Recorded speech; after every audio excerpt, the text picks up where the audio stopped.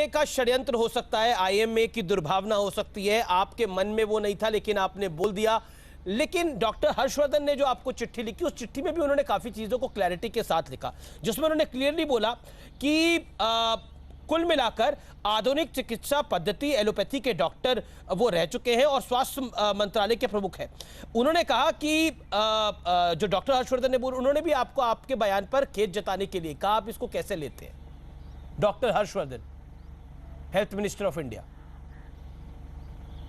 तो मैंने खेद जता दिया। देखो, डॉक्टर हर्षवर्धन जी के ऊपर भी अनावश्यक दबाव भी डालते रहते बीच बीच में। ये तो माने इन्हीं आईएमए के डॉक्टर्स ने कोरोना को कुंभ से जोड़ करके कहा कि Kumbh is the biggest spreader of corona.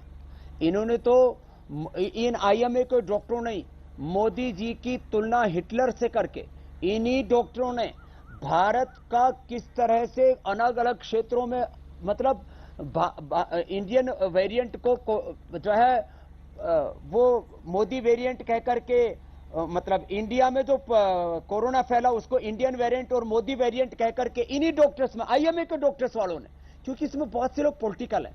और मैं एक बात कहता हूं, माना कि मैंने भी एक वक्त सत्ता और व्यवस्था परिवर्तन के लिए जन जागरण किया था, आप साक्षी रहे उस बात के। लेकिन मैं एक बात कहता हूं, मैं आज राजनीतिक रूप से न पक्ष में न विपक्ष में निष्पक्ष हूं। आईएमए के आप पूरा लिस्ट उठा करके देखो, इसके अंदर आपको 90% लोग पॉलिटिकल मिलेंगे जो इनके पदाधिकारी आदि होते हैं। तो ये एक राजनीतिक संस्था है, हर्षवर्धन इनके दबाव में आ गए चाहिए और सबको मिलजुल करके काम करना चाहिए। आप कह रहे डॉक्टर हर्षवर्धन इन सबके दबाव में आ गए, इसलिए उन्होंने चिट्ठी लिख दी। नहीं, मैं कहता हूं उनको भी अलग अलग मुद्दों पर दबाव में लेने की कोशिश करते हैं। नहीं, पर ये माना जाता है, ये सरकार तो आपके पक्ष वाली सरकार है, ऐसा माना जाता है, और तभी आपको दूसरी तरफ से टारगेट भी किया जाता है।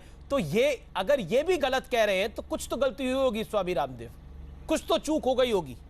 क्योंकि मैं हर्षवर्धन साहब को पढ़ता हूं तो उन्होंने बोला कोरोना योद्धाओं का निरादर कर दिया है। मान ली।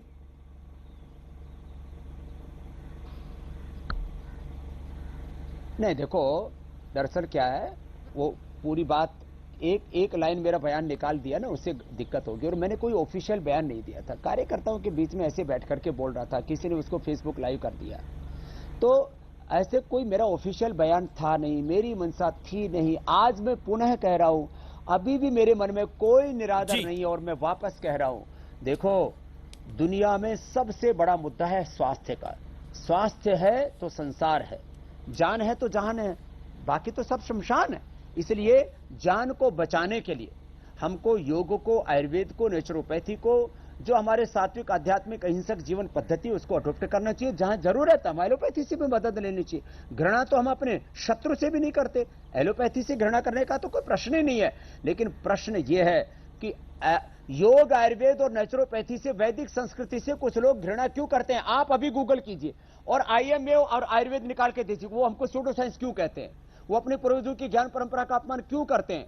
जब हमारे पूर्वजों ने, महर्षि चरक, धर्मंत्री, गौतम कराद, जैमिनी, पाणिनि, पतंजलि ने, हमारे पूर्वजों ने जो हमें ज्ञान की विरासत दी, भगवान बुद्ध, भगवान महावीर, गुरु नानक देव ने, जो हमारे 4 वेदों ने, 11 उपनिषदों ने, सांख्य, योग, न्याय, वैशेषिक, वेदांत, मीमांसा, दर्शन ने, आखिर उस ज्ञान परंपरा का आप तो कम से कम अनादर मत कीजिए। चाइना अपने ज्ञान परंपरा का अनादर नहीं करता, और मैं तो सभी पूर्वजों को समान रूप से सम्मान देता हूं। मैं तो कन्फ्यूशियस को भी और चाणक्य को भी, मैं तो आइंस्टीन और न्यूटन को भी। अब जैसे ये हमारे जो पदार्थ विज्ञान को मानने वाले, जो ऊर्जा के सिद्धांत को मानते ही नहीं, केवल जब शरीर को एक यंत्र मान करके, एक इंस्ट्रूमेंट मान करके, एक मशीन की तरह इसके ऊपर काम करना चाहते हैं, ये है इनकी बाबा रामदेव। क्योंकि आप आज जन अदालत पैरामीटर क्या होने चाहिए। मैं न्यूटन के साथ आइंस्टीन को भी मानता हूं, मैं डार्विन के साथ में लेमार्क को भी मानता हूं। बाबा, क्योंकि आप जन अदालत में लाइव है, इस समय बहुत से लोग सोशल मीडिया पे आपसे सवाल पूछ रहे हैं। एक आप पे आरोप ये लग रहा है, आईएमए भी लगा रहा है और कई एलोपैथी के बड़े बड़े प्रोधा आरोप लगा रहे हैं कि बाबा रामदेव अपनी दवाइयों को बेचने के लिए, अपना बिजनेस बढ़ाने के लिए ये सारा खेल खेल रहे हैं। सुबह सुबह वो योग शिविर लगाते हैं और उसमें एलोपैथिक डॉक्टरों को गालियां निकालते हैं, उनको बुरा भला बोलते हैं, अपनी दवाई बेचने के लिए, कोरोनिल बेचने के लिए, अपनी बाकी दवाइयां बेचने के लिए, पतंजलि का टर्नओवर बढ़ाने के लिए। है ही नहीं ना। देखो यह आरोप है आप पे। देखो, हाँ,